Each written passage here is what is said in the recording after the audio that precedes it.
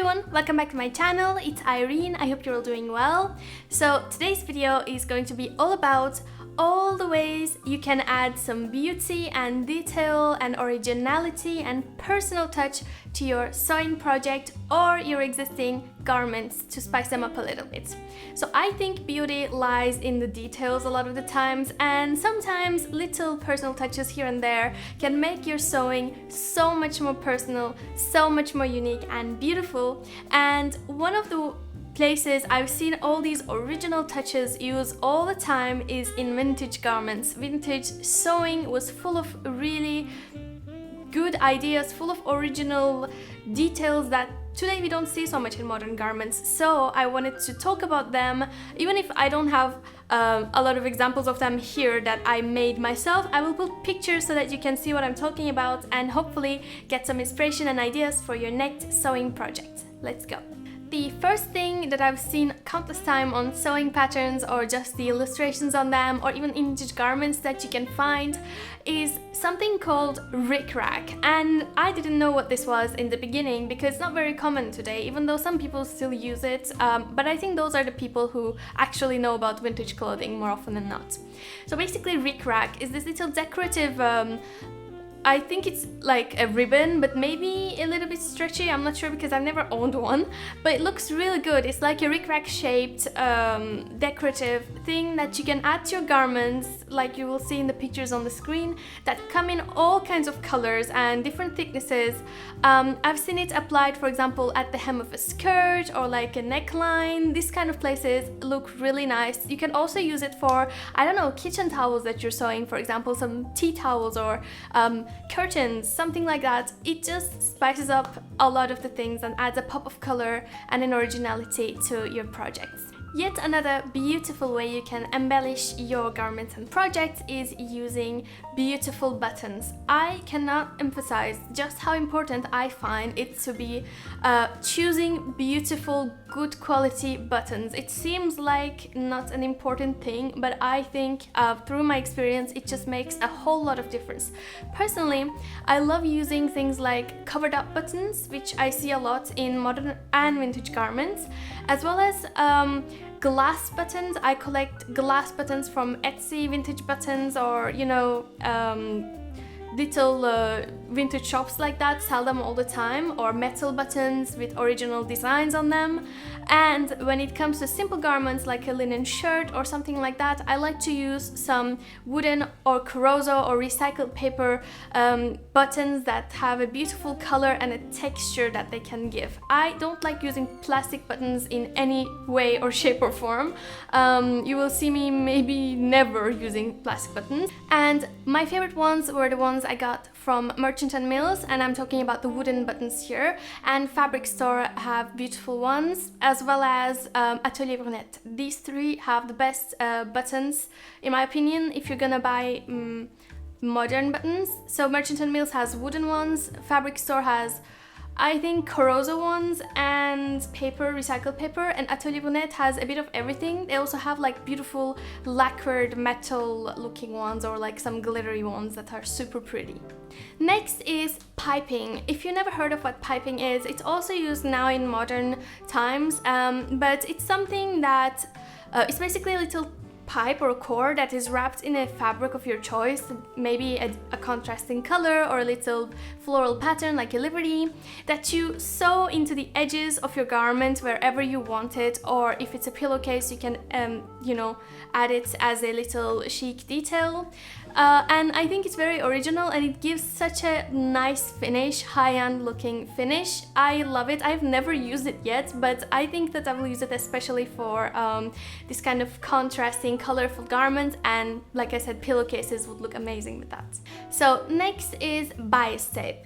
Obviously, bias tape is something super useful that we use in many places. It has a lot of places in sewing basically. I love bias tape. It gives such a beautiful finish for inner pockets. I like to edge mine with beautiful bias tape, but also on the outside it can look beautiful. For example, you can sometimes finish certain garments around the edges with a beautiful contrasting bias tape, or maybe a neckline or a little detail of a home product like, I don't know, a hot pad or a tablecloth or something with a beautiful contrasting matching bias tape design that can really elevate the look of your garments. Next is embroidery. So now embroidery comes in a lot of sizes and shapes and styles and types, so it really depends on your own taste. I prefer embroidery in little white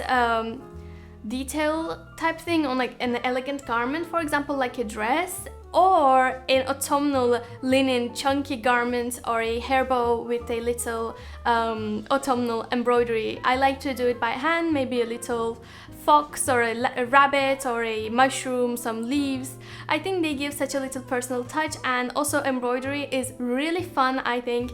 All the friends that I've taught embroidery to loved it and did it with me. They really enjoyed it. So if you think you might like this kind of stuff, really try embroidery. I prefer hand embroidery to anything else that you can buy from a store. Another way you can add a little detail and originality and high-end look to your garment is by changing the lining. So choosing a beautiful high-quality finished lining with maybe a contrast color or a different design, a pattern or a texture can really elevate your jackets, your garments when you put it on and off. And it just, because garments really show their linings, even if you think it's not gonna show. We always wear our jackets a little bit open at parts, and if it's a long coat you can see it at the hems. So I think it's important to choose a beautiful lining that really elevates that project and a garment and makes it pop, look way more high-end. Next is something a lot of people lately have been liking. It's become a trend, I guess last year it was, and maybe still is, with cottagecore especially, and that is frills. And frills can be really beautiful but also very ugly in my opinion. So like, if you're gonna do frills, you should do it right. I think frills should accentuate a part of the body that you like. For example, if you have beautiful shoulders, maybe shoulder frills would be nice, or if you want to accentuate your bust area, you could put like around there. I've seen vintage sewing patterns with frills that go down the shoulders, especially in the 1940s. That was pretty much common in dresses and aprons. I think that's a really sweet way to add a little bit of prairie look to your outfit, or even if it's kind of more elegant style, it can give a little bit of a light academia vibe to your garments. So I think it's a very sweet way to give originality to a garment, but I think it also looks great in home decor with pillows or little textile things that you make for your house. Next is lace and lace insertions, lace edgings, all this kind of lace things. However, I think like most things, most of these embellishments and little details you're gonna add to your garments need to be good quality in order to work, especially lace. If it's cheap polyester, dollar store lingerie looking lace, don't even bother in my opinion. It just will ruin your garment. Just go with it in a simple way. But if you're gonna give it this beautiful antique look, then really go for a beautiful lace edging. I really like the Nottingham laces that you can find on Etsy, or vintage laces or French laces. They look really good. When I say this, my biggest inspiration would be Victorian blouses, you know, with lace insertions everywhere. I think those are just gorgeous and beautiful. I've even seen a YouTube video a few times because it really relaxes me to watch it, of a girl making a Victorian blouse, which I want to make one day too, because the lace insertion seems so meticulous and fun to me. Maybe a lot of people would hate it because it's actually kind of hard as well, but I think it's so beautiful and delicate and can add a lot of femininity and antique look to your outfits. Next is beads and sequins. These are some little details that you should put, I think, on really elegant special wear, occasion wear outfits. Maybe a gown or a dress for going out at night, things like that. And I think that if you're gonna do it, really you should do it right.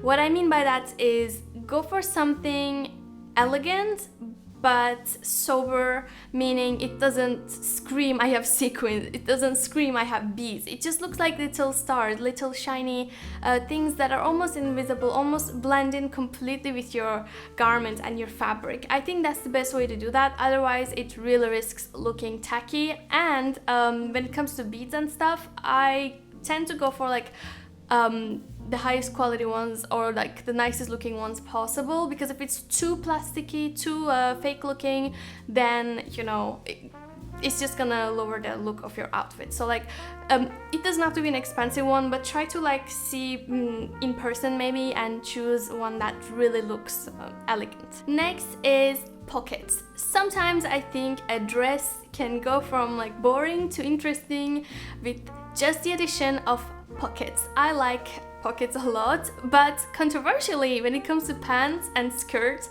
I actually don't like pockets. I like fake pockets. I know a lot of people complain about how women's clothing don't have pockets, but I'm actually against anyone's clothing having pockets, because I hate that bulky look that ruins the just disfigures you when you put so much in your pockets and looks terrible. It's actually a little argument we have with my boyfriend, because he always puts so much stuff in his pockets and it always bulges, and I tell him to please give it to me and I'll put it in my bag. So if you're gonna go for pockets, I would go for things like, for example, this one, what I'm wearing, it has a pocket here. I have bunny hair too in the front, and I think it adds a lot. It's really cute and sweet, but when it comes to pant and skirt pockets, even if you're gonna use real ones, like maybe don't put so much stuff in it, especially no keys, because it's gonna just ruin the fabric. Next is something that was again trending so much recently, maybe 1 or 2 years ago: big colors. I don't like the huge ones, but I do like beautiful, interesting colors, and that's one of the reasons why I love the 1950s, because I think they had really interesting and actually elegant color shapes and interesting necklines that were going on, whereas the trend that we had recently was like all about the biggest, chunkiest color you can find, just slap it on, and I think it looked terrible. If it was too big, I think it did not look good.